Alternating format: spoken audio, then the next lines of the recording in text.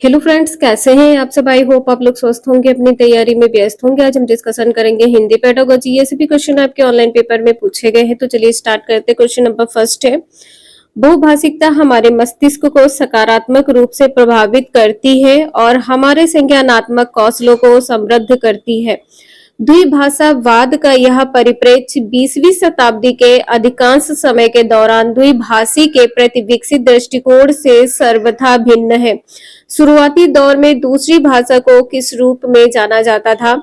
एक प्रेरणात्मक घटक के रूप में, हस्तक्षेप बाधा के रूप में, एक खुशनुमा संयोग के रूप में, जीवन में असफलता के एक कारक के रूप में। इसका आंसर यहाँ पर दूसरा सही है, हस्तक्षेप बाधा के रूप में। शुरुआती दौर में जो दूसरी भाषा है ये सर्वथा भिन्न थी, तो ये हस्तक्षेप बाधा के रूप में थी। बी आंसर यहाँ पर सही है। नेक्स्ट है, ट्रांसलैंग्वेजिंग से क्या तात्पर्य है? पारंपरिक रूप से परिभाषित भाषा की सीमाओं को पुनर्बलन करना, या पारंपरिक सांस्कृतिक रूप से परिभाषित भाषा की सीमाओं को चुनौती देना, या विभिन्न भाषाओं को एक पृथक व्यवस्था के रूप में देखना, या द्विभाषा के लिए नई शब्दावली। इसका आंसर यहाँ पर बी सही है, पारंपरिक सांस्कृतिक रूप से परिभाषित भाषा की सीमाओं को चुनौती देना। ट्रांसलैंग्वेजिंग ध्यान रखिएगा, इससे संबंधित क्वेश्चन आपके कॉन्टिन्यू एग्जाम में पूछे जा रहे हैं। नेक्स्ट है, भाषा शिक्षण में रचनात्मकता से क्या तात्पर्य है? ऐसी कक्षाई गतिविधि जो नवाचार है और जिसमें बहुत कुछ करने की संभावना है, या कुछ नया करने के लिए असंबद्ध घटकों को एक साथ लाना, या शिक्षण की नवीन विधियों का प्रयोग करने वाली कक्षाई गतिविधि, या कक्षा में ऐसी सामग्री जिसके माध्यम से संप्रेषणात्मक भाषा शिक्षण का प्रयोग संभव है। रचनात्मकता से क्या तात्पर्य है? ऐसी कक्षाई गतिविधि जो नवाचार है और जिसमें बहुत कुछ करने की संभावना है। ए आंसर यहाँ पर सही है। नेक्स्ट है, निम्नलिखित में से कौन सी भाषा शिक्षा की अवधारणा नहीं है? मुद्रित, समृद्ध परिवेश, ध्वनिक, ध्वनि विज्ञान, डिसलेक्सिया। इसका आंसर यहाँ पर बी सही है, ध्वनिक। नेक्स्ट है, स्टीफन क्रेशन के अनुसार यदि एक विद्यार्थी आई की अवस्था में है तब I+1 स्तर के किस प्रकार के निवेश से अर्जन संभव है? पर्याप्त निवेश, अबोधगम्य निवेश, बोधगम्य निवेश, निवेश पर्याप्त नहीं है। इसका आंसर यहाँ पर बी सही हो जाएगा, अबोधगम्य निवेश। इसे ध्यान रखिएगा, ये भी क्वेश्चन आपके एग्जाम में कंटिन्यू पूछा जा रहा है स्टीफन क्रेसन से।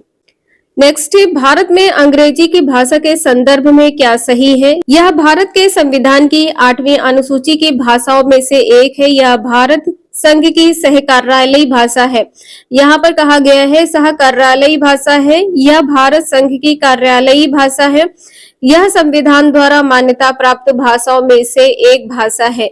इसका आंसर यहाँ पर बी सही है। भारत में जो अंग्रेजी की भाषा है भारत संघ की सहकार्यालयी भाषा है, सहकार्यालयी भाषा है। बी आंसर यहाँ पर सही है, इसे ध्यान रखिएगा, कार्यालयी और सहकार्यालयी भाषा है। नेक्स्ट है, यदि शिक्षक विद्यार्थियों को शब्दावली सिखाने में मदद करना चाहते हैं तो निम्नलिखित में से कौन सा तरीका सबसे प्रभावशाली होगा? कहानियों और चित्रों का प्रयोग, दोहराव ड्रिल का प्रयोग, लिखित अभ्यास का प्रयोग, पाठ्य पुस्तकों का उपयोग। इसका आंसर यहाँ पर ए सही है, कहानियों और चित्रों का प्रयोग। सबसे प्रभावशाली तरीका कहानियों और चित्रों का प्रयोग करना है।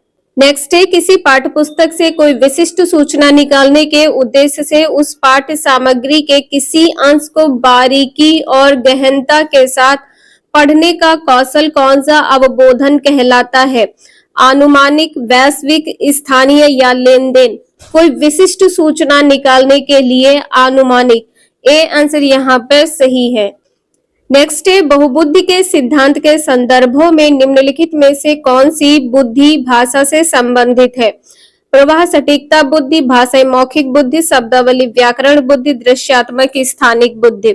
इसका आंसर यहाँ पर बी सही हो जाएगा। बहुबुद्धि के सिद्धांत में भाषाई मौखिक बुद्धि, बी आंसर यहाँ पर सही है। नेक्स्ट है, भाषा विज्ञान की कौन सी शाखा संदर्भ में भाषा से जुड़ी है? अर्थ विज्ञान, उपयोगिता विज्ञान, आकृत विज्ञान या स्वर विज्ञान। इसका आंसर यहाँ पर बी सही हो जाएगा, उपयोगिता विज्ञान। जो भाषा विज्ञान की शाखा है किससे जुड़ी है? उपयोगिता विज्ञान से जुड़ी है। ये सभी क्वेश्चन आपके ऑनलाइन पेपर में पूछे गए हैं। वीडियो यूजफुल लगे लाइक करें, चैनल को सब्सक्राइब करें एंड शेयर करें। Thank you for watching this video.